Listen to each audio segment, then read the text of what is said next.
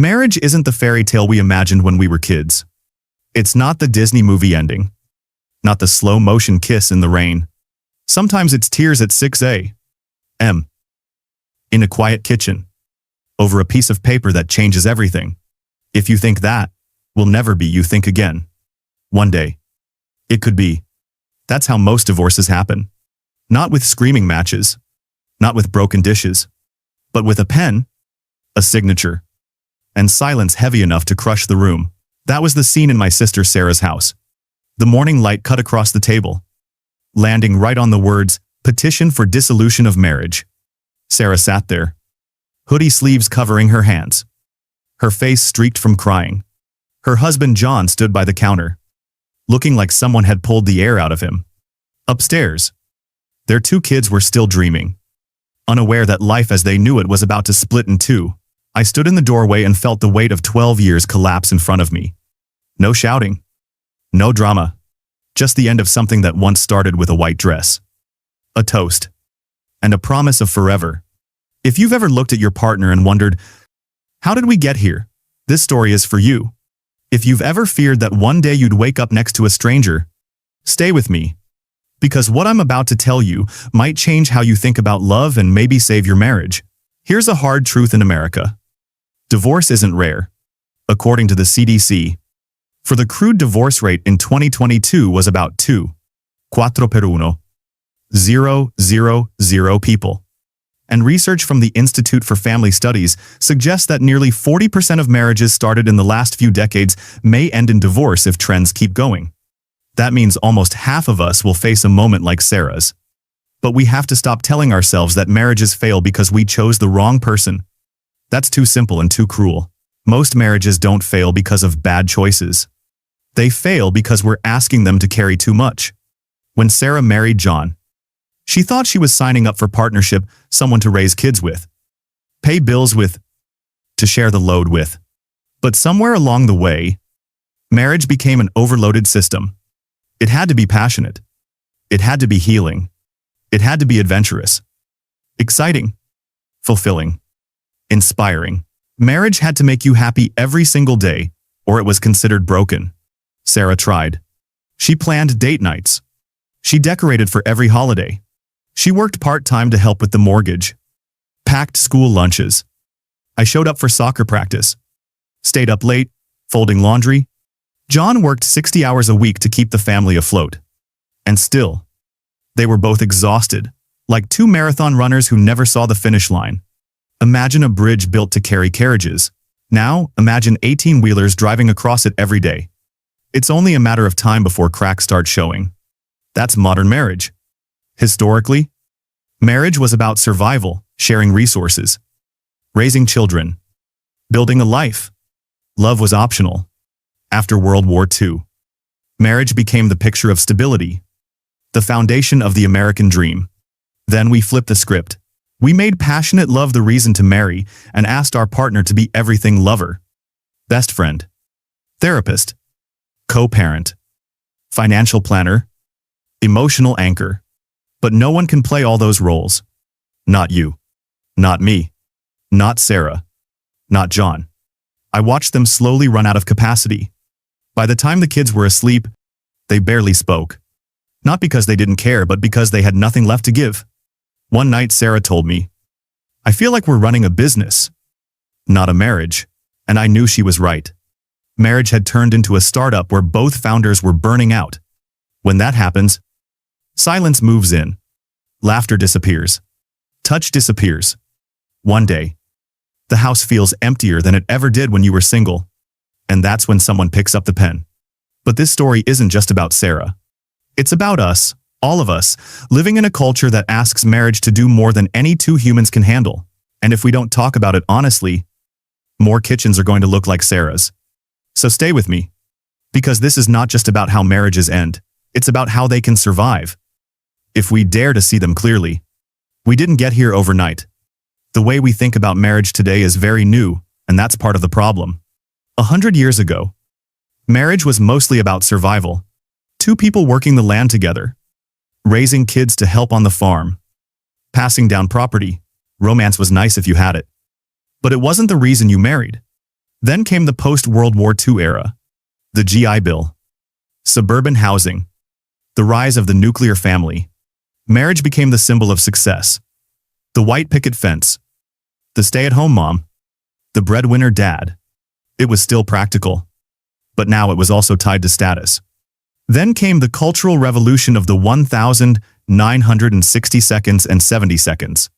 We tore down the idea of marriage as duty and rebuilt it as a personal choice. We told people, marry for love. Follow your heart. That sounded beautiful, and in many ways, it was progress. But it also meant that marriage now had to deliver on something it never had to before: constant happiness. Fast forward to today, and marriage has become the container for every dream we have. Your spouse isn't just your co-parent, they have to be your best friend, your adventure buddy, your therapist, your cheerleader, is your safe place. And if they fail at any of those roles, even temporarily, we start to wonder if something is wrong with the marriage itself. That's what happened to Sarah and John. It wasn't that they didn't love each other. It was that the pressure was relentless. Mortgage payments, school tuition, car repairs, juggling work schedules, and on top of that, trying to keep passion alive like they were still 25. I remember the night before she filed. Sarah sat at the kitchen table. Paperwork spread out like bills after Christmas. Her hands were shaking. John was sitting across from her, rubbing his temples, not saying a word. The kids had gone to bed after another night of fighting about homework. The house smelled like burnt toast because Sarah had forgotten the bread in the toaster while breaking up an argument between the kids. I sat down next to her. For a long time, no one spoke. Then Sarah whispered, "I don't want to hate him. I'd rather end it while we can still be kind to each other." And then she signed. The sound of the pen scratching across the page felt louder than anything. I saw a single tear fall onto the paper, smudging the ink. That moment stays with me because it wasn't dramatic. It wasn't explosive. It was quiet, heartbreakingly quiet. And I think that's how most marriages actually end. Not with one big betrayal, not with a blow-up fight, but with a slow wearing down until someone says, "I can't carry this anymore." We like to think we're immune. We think that won't happen to us. We communicate. We go on vacations. We love each other. But the truth is, love alone isn't always enough. If the structure holding the marriage is overloaded, think about it like this. Even the best-built bridge will collapse if you drive too many trucks over it without reinforcement. And most of us never reinforce our marriages. We just keep piling on more weight. Work stress, parenting stress, financial stress, the silent expectation that our spouse will make us happy every day. Eventually, something cracks. Sarah once told me that the loneliest she ever felt was not when she was single, but when she was sitting next to John on the couch, scrolling her phone, pretending everything was fine. That loneliness, inside a marriage, is like slow poison. You can't see it, but you can feel it every day. I know this is heavy, but this is the truth most people don't talk about. We romanticize marriage so much that we forget it's a system that needs maintenance, boundaries, and support from outside relationships, friends, family, community. When we cut ourselves off from all that and expect our spouse to do everything, we set ourselves up for disappointment. And that disappointment can turn into resentment. And resentment, if left alone long enough, becomes distance. By the time Sarah and John realized how far apart they drifted, the silence between them felt impossible to cross. And here's where I want you to pause for a second. Think about your own relationship. When was the last time you laughed together, really laughed? The kind that makes your stomach hurt. When was the last time you reached for each other's hand without thinking? If those moments feel far away, don't panic, but don't ignore it either. Because that's how it starts. The slow fade. And the quiet turning away from each other until one day someone signs their name at the bottom of a page. In the next part, we're going to talk about what we can actually do about this. How to stop overloading marriage. How to build support around it so it can survive and even thrive without asking one person to be your everything. Let's be honest. Most of us walked into marriage with a dream. We believed in soulmates, in growing old together, in being each other's everything. Hollywood sold it to us. Romance novels sold it to us. Even well-meaning friends told us, When you meet the one, everything will just work. But here's the problem. Marriage isn't magic. It's a structure. And like any structure, it has limits. When you expect one person to be your lover, your best friend, your therapist, your co-parent, your financial planner, your travel partner, and your emotional anchor, you are setting them up to fail. Read that again. You are setting them up to fail. I told Sarah this once. A few weeks after the papers were filed. She was sitting on the back porch, watching the kids draw with chalk on the driveway. She said, "I just wanted him to be there for me, to understand me, to support me, to make me happy." And I asked, "Sarah, how could you have done all of that for him too? Every single day?" She looked down and said, "No, is it, master? I was exhausted just being me." And that's the truth. No one likes to say out loud, you are not enough person to be everything for someone. And they are not enough person to be everything for you. The sooner we admit that, the sooner we can stop crushing each other under impossible weight. Because here's what happens when we keep pushing. We turn partners into projects. We measure every conversation, every forgotten text, every moment of distance, as a sign they're failing us. Instead of loving them for who they are, we judge them for not being who we wish they could be. And that constant judgment is corrosive. It eats away at intimacy, at playfulness, at trust. John once told me, "I felt like I was being graded every day, like no matter what I did, it was never enough." And Sarah, in another conversation, you said, "I felt invisible, like I was carrying everything alone and he didn't even see me." Both of them were telling the truth. And both of them were hurting. This is where so many marriages break, not because of betrayal, but because of despair. The despair of trying to meet every need and still falling short. The despair of realizing you can't be all things to each other and thinking that means the marriage has failed. But what if it doesn't mean failure? What if it just means the system is overloaded and needs redesigning? Think about it like software. When a server crashes under too much traffic, we don't throw away the whole system. We add servers, balance the load, improve capacity. We keep the core running. That's what we need to do with marriage. Instead of expecting one person to meet every emotional, physical, social, and spiritual need, we need to widen the circle, build friendships, join communities, find mentors, therapists, pastors, support groups, so the marriage can go back to being what it was meant to be, a partnership, not a pressure cooker.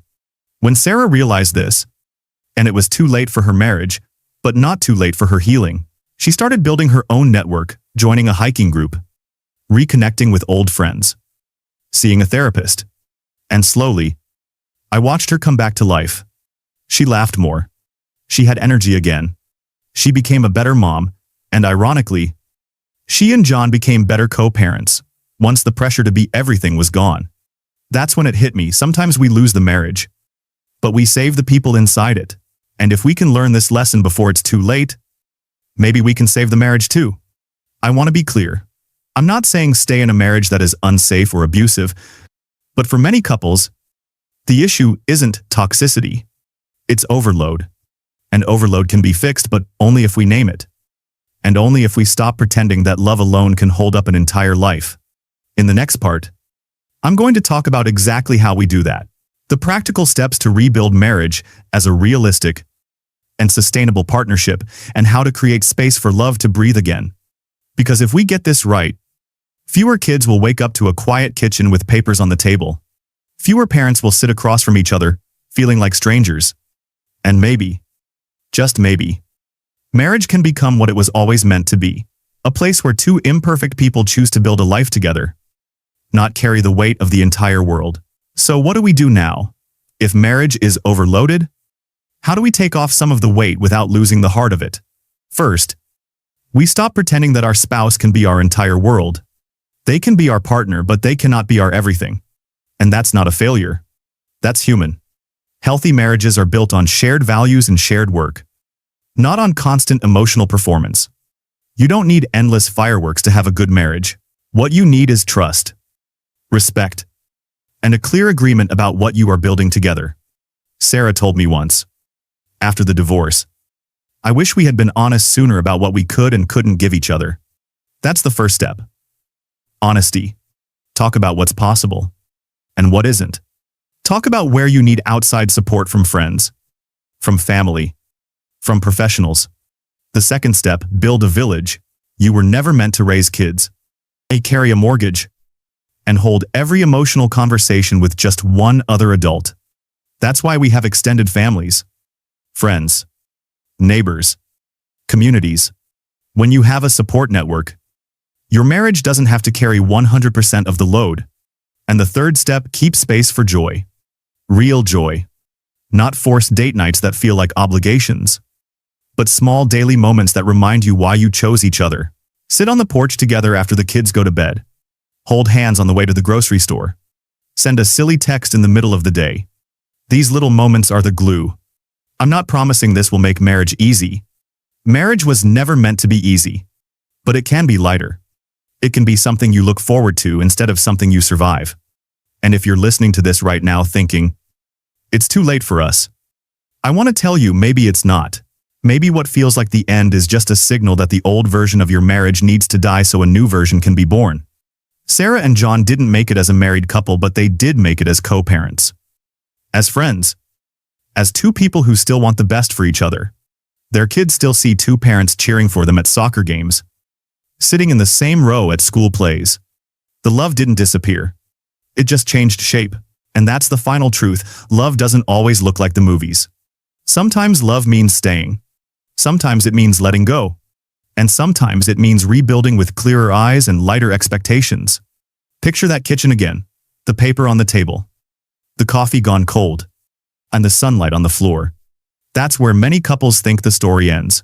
But what if it could be the moment the real story begins? What if instead of saying, "It's over," you said, "Let's rebuild differently this time"? I'm not saying everyone can or should save their marriage. But I am saying this before you sign. Before you give up. Look at the weight you're carrying and ask, can we take some of this off? Because you might just find that what's breaking isn't the love, it's the load. And if you're not married yet, or you're still in the early years, take this as a gift. Start now. Build your village. Be honest about what you can give and what you need. Don't wait until the silence moves in. I want fewer mornings like Sarah's in this country. Fewer kids waking up to a house that feels split in two. Fewer couples feeling like they failed when all they did was expect too much from two human hearts. Marriage is not a fairy tale, but it doesn't have to be a tragedy either. It can be what it was always meant to be, a partnership between two imperfect people who choose each other, again and again, with open eyes. And if this story has made you think about your own life, I'll share it. Send it to a friend. Talk about it with your spouse. Because sometimes, just starting the conversation is enough to change everything.